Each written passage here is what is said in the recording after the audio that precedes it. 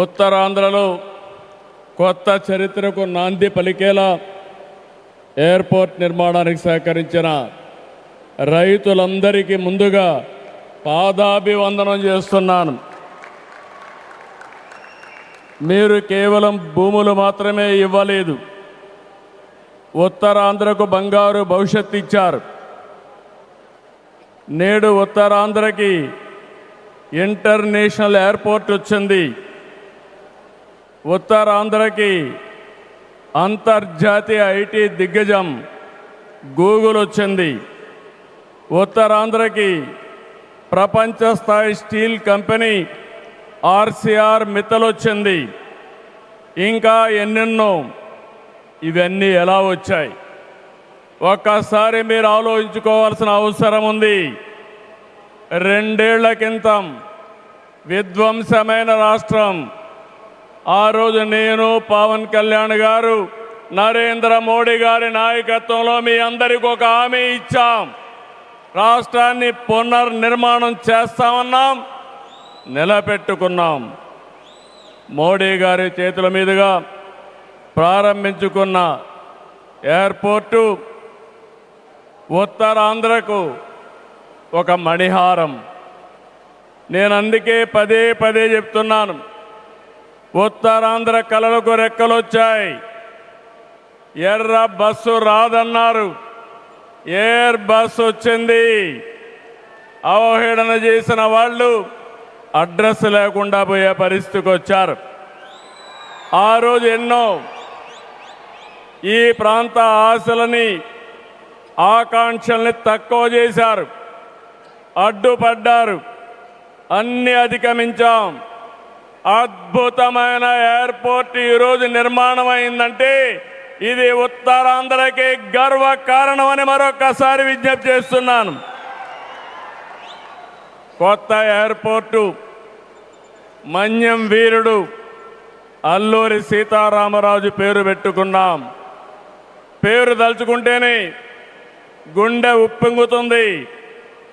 గిరిజనులతో కలిసి ఆయన చేసిన స్వాతంత్ర పోరాటం దేశం ఎప్పటికీ మరిచిపోదు. ఉత్తరాంధ్ర శక్తికి నిదర్శనం ఈ ఎయిర్పోర్టు. ఎందుకంటే ఈ ఎయిర్పోర్ట్ నిర్మించింది ఎవరో కాదు, ఉత్తరాంధ్ర వాసి జిఎంఆర్, ఈ ప్రాంత వాసి. ఇంకొక పక్క దీనికి తొలుగు అడుగు వేసిన అశోక్ గజపతి రాజు ఇక్కడి వారి ఏవియేషన్ మంత్రిగా నిర్మాణం పూర్తి చేసే బాధ్యత తీసుకున్న రామ్మోహన్ నాయుడుది కూడా ఉత్తరాంధ్రనే. ఇది ఉత్తరాంధ్ర సత్తా అని మరొక్కసారి మీ అందరికీ విజ్ఞప్తి చేస్తున్నాను. ఈరోజు ఉత్తరాంధ్ర దశ దిశ మార్చి కీలక ప్రాజెక్టు ప్రారంభానికి వచ్చిన మోడీ గారికి మనస్ఫూర్తిగా ధన్యవాదాలు. ఈరోజు మనందరం గుర్తుపెట్టుకోవాలి, వెంటిలేటర్ పైనున్న ఆంధ్రప్రదేశ్కి ఆక్సిజన్ ఇచ్చి ఈరోజు నిలబెట్టిన వ్యక్తి నరేంద్ర మోడీ గారు. నేను మిమ్మల్ని అడుగుతున్నా, ఆంధ్రుల సెంటిమెంట్, విశాఖ ఉక్కు నిలబెట్టింది ఎవరని గట్టిగా మీరు చెప్పాల్సిన బాధ్యత మీ పైన ఉంది. ఎవరు? విశాఖ రైల్వే జోన్ మంజూరు చేసి విభజన హామీని నెరవేర్చింది ఎవరు? పోలవరానికి సాయం చేసి గాడిన పెట్టింది ఎవరు? రాజధానికి నిధులిచ్చి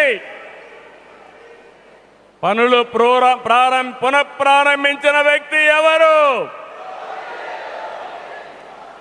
2027 భోగాపురంలో చెప్తున్నాను, పోలవరాన్ని పూర్తి చేసి మన ప్రధాని చేతుల మీద జాతికి అంకితం చేస్తామని హామీ ఇస్తున్నాం.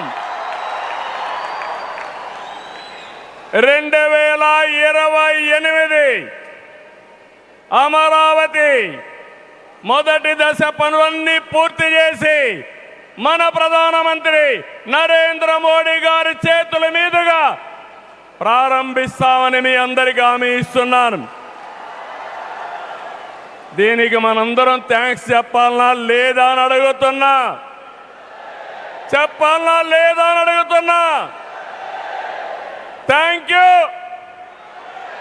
థ్యాంక్ యూ, ధన్యవాదాలు, ధన్యవాదాలు. ఏఎస్ఆర్ ఎయిర్పోర్టు 2703 ఎకరాలు, 5641 కోట్ల రూపాయలు అద్భుతంగా వచ్చింది. ఎయిర్పోర్టుని ఫ్లయింగ్ ఫిష్ ఆకారం నిర్మించారు. మన తీర ప్రాంతాన్ని ఇది గుర్తు చేస్తుంది. అటు సముద్రం, ఇటు పచ్చని కొండల మధ్య విమాన ప్రయాణమే కొత్త అనుభూతిని తీసుకొస్తుంది. నేను చాలా విమానాశ్రయాలు చూశాను, కానీ భోగాపురం ఒక ప్రత్యేకమైన ఎయిర్పోర్ట్ అని మరొకసారి మీకు విజ్ఞప్తి చేస్తున్నా.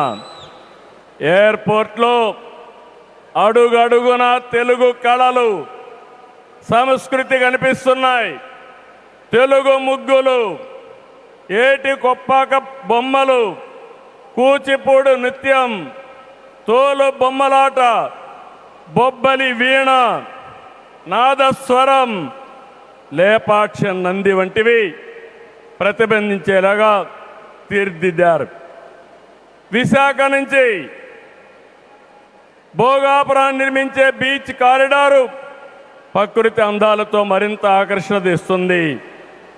గ్లోబల్ ఏరోస్పేస్ ఏవియేషన్ హబ్కి GMR Manasa aviation university, ASIP semiconductor ప్రాజెక్టుకు శంకుస్థాపన చేసుకున్నాం. జిఎంఆర్ విఎఫ్ స్కిల్ డెవలప్మెంట్ సెంటర్కి ప్రారంభించుకున్నాం. శంషాబాద్ ఎయిర్పోర్టుతో తెలంగాణ దశ దిశ మారింది. భోగాపురం ఎయిర్పోర్టుతో ఉత్తరాంధ్ర దశ దిశ మారుతుంది.